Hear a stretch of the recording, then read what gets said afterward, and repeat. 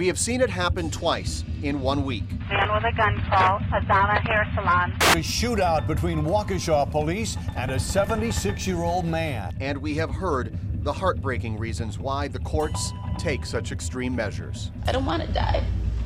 I just don't want to die. Haunting words from a woman days before her death. Shot and killed by a man deemed so dangerous, a court decided he could not own a gun. This is a residence with a history of domestic-related incidents. 2 days later, a Waukesha man fired on police. Fired on them with a gun a judge again ordered he could not have.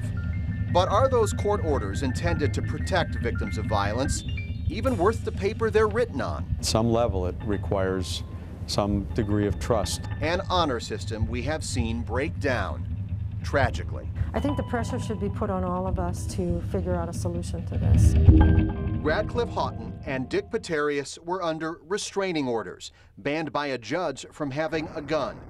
But both men chose to ignore the court's orders. I gather you don't like to have something that comes down from the bench ignored. Of course not. No judge wants to issue an order that is ignored. Jeffrey Kramers is Milwaukee County's chief judge.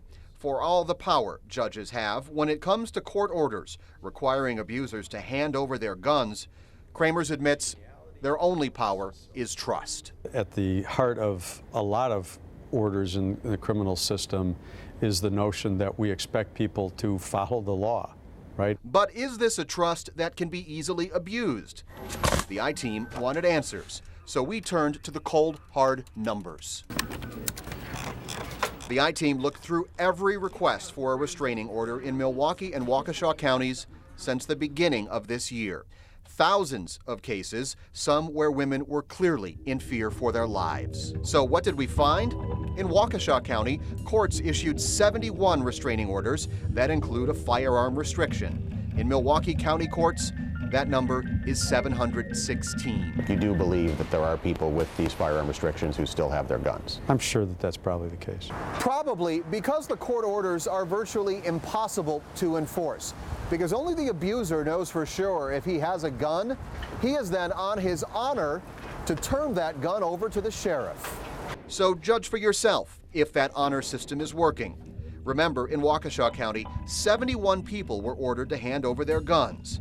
The number who did is 9. In Milwaukee County, where the courts issued 716 firearm restrictions, the sheriff has 6. I want the sheriff's department, police department, the DAs, I want everybody to be working to take those guns away from people who want to hurt other people. Carmen Petrie is as frustrated by this as anyone. She helps walk women through their escape from abuse at Sojourner Family Peace Center. She hopes these 2 examples in 1 week force the system to change. But those are the things that we have to tighten up, is how do we track and take guns away from abusers in a way that doesn't interfere with gun access, right, or gun ownership. When we asked Milwaukee County Sheriff David Clark to weigh in, the usually outspoken Clark turned and ran, saying the I-Team's questions about this flawed system are an attempt to, quote, squeeze more juice out of the orange, out of the tragic domestic violence issue that occurred in Brookfield. It has to be an opportunity for us to do better. Victims advocates like Carmen Petrie wish the sheriff would be more open to addressing this problem. The alternative is one she sees far too often. It's an opportunity for us to look at what we can do stronger and to prevent the next incident. We have to turn it into an opportunity.